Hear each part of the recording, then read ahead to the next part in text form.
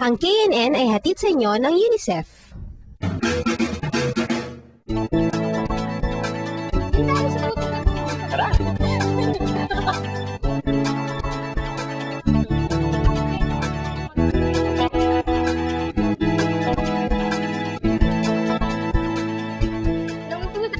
Dinaos sa Capiz ang kauna-unahang Aswang Festival. Naisipan kasi ng isang grupo ng Capiceño na makahikayat ng mga turista at mabago ang pananaw ng iba sa Capiz. Pero hindi raw lahat ay natuwa dito. Lalo lang nitong pinagsitibay ang mga maling paniniwala. At sa usaping ito, naisipan ni Noel ng Capiz Bureau na alamin ang saloobin ng mga kabataan. Panoorin natin itong report.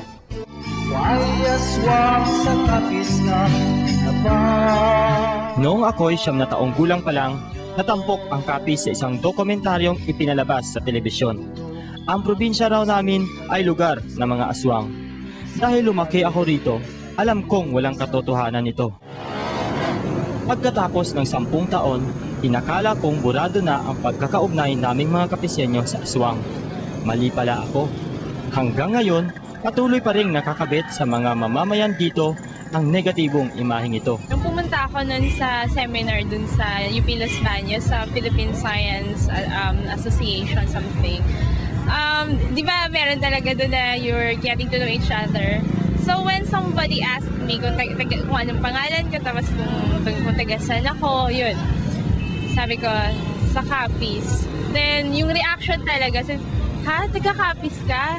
So, di ba nakakatakot doon? Maraming aswang doon, di ba?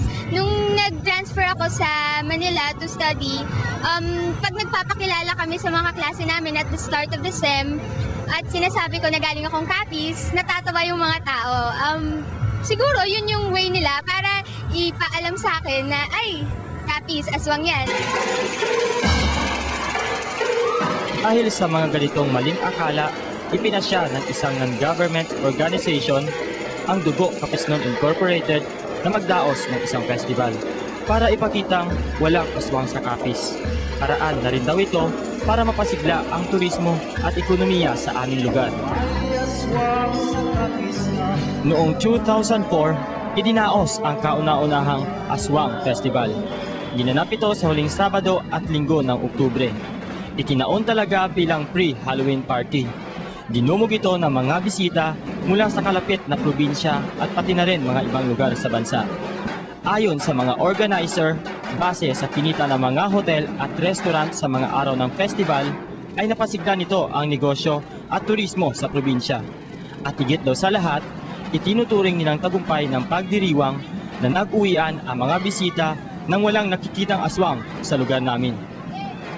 Ngunit ng nakaraang taon, bago pa man maganap ang pangalawang Aswang Festival, ay inulan ito ng mga batikos mula sa iba't ibang relihiyosong grupo sa pangunguna ng Simbahang Katoliko. Bagamat nagkaroon ng dialogo ang mga opisyal ng Dugo Capiznon at mga pare ng Archdiocese ng Capiz, hindi sumang-ayon ang simbahan na matuloy ang selebrasyon.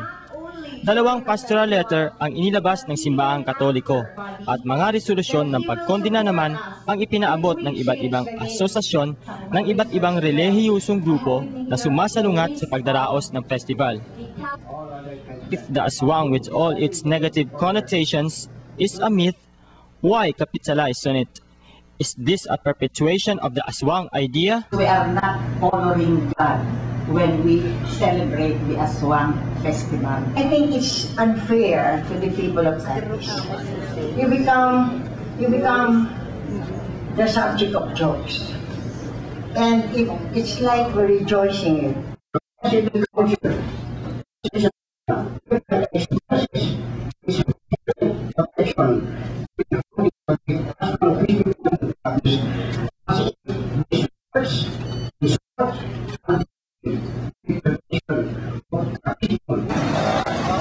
Sa pangunguna ng mga paring Katoliko, isang karaban laban sa nakataktang festival ang naglibot sa iba't ibang bayan dito.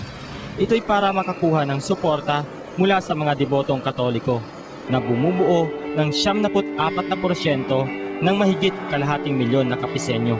Isa si Councilor Ramon Alvar ng lungsod ng Rojas sa tutol sa pagdaraos ng festival dahil mas lalo pa raw itong makasisira sa reputasyon ng mga mamamayan dito. We hold festivals because we honor our patron saints or we promote our products. Dito, what we are trying to promote? Are we trying to promote aswang?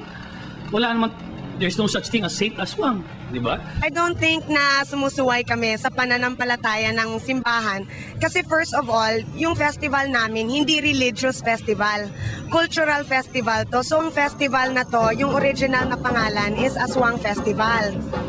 Pero, para mag-compromise kami sana ng simbahan tsaka yung ibang religious sectors, ayaw nila yung pangalang Aswang. So, ginawa naming Lupad Kapisnon Festival. Lupad Kapisnon Festival o Lipad Kapisnon ang naging pangalan ng pangalawang Aswang Festival na idinaos pa rin sa kabila ng mga protesta. Tampok dito ang Torch Parade na nilahukan ng mga tribo. Pagtatanghal sa entablado tungkol sa kultura ng Capiz. Street dancing, trade fair exhibits, job fair, at marami pang iba. We want to prove to them na walang aswang dito. No, we want to prove to them na this is a beautiful place, full of beautiful people. We want to showcase the best of Capiz, no, be it by products, by talents, no, by our tourist spots. Bukod dito'y gusto rin daw matuklasan ng mga organizers kung ano ang pinagmulan ng pagkakaugnay naming mga Kapiseño sa aswang. Kaya naman, bahagi ng festival ang isang symposium kung saan pinag-usapan ang iba't ibang istorya sa likod ng mga sinasabing aswang sa Capiz. Isa rito ang kwento tungkol kay Teniente Guimo. Si Teniente Guimo ay nabibilang raw sa kilalang pamilya ng mga aswang na lumipat sa aming probinsya mula sa Dueñas, Iloilo. Ayon sa sabi-sabi, isang araw ay binalak daw ni Teniente Guimo na patayin ang kaibigan ng kanyang anak na nakitulog sa kanila. Balot ng kumot, inihulog niya ito sa isang kawa ng kumukulong tubig. Huli na ng kanyang natuklasan na anak niya ang kanyang nadampot at napatay. Pero ayon kay Attorney Nuede Villarreal, isang guro at local paranormal researcher, ang kwento ng mga aswang ay panay lamang mga maling akala. Kasi ang aswang nga, ang Latin meaning yan is wika. Magaling, marunong na tao kasi nakakontak siya ng mga supernormal power. May mga paranormal powers itong mga white aswang. Kung basahin mo ng folk history ng Capiz, sinulat ni Dr. Leo Clavel, mayroon na tayong mga witch doctor dito. Ang tawag doon sa kanila babaylan. Ang mga babaylan, ang karakteristik yan is lumalakad yan sa apoy na hindi nasusunog ang paa.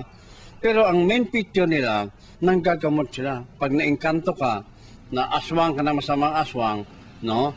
O mga duwende ka, sila ang gumagamot niyan. Ayon sa pag-aaral ni Dr. Clavel, isang propesor ng University of the Philippines, noong panahon ng mga Kastilay, binansagang mga aswang ang mga babaylan dahil tutol sila sa impluwensyang dala ng mga dayuhan. Ang mga babaylan dahil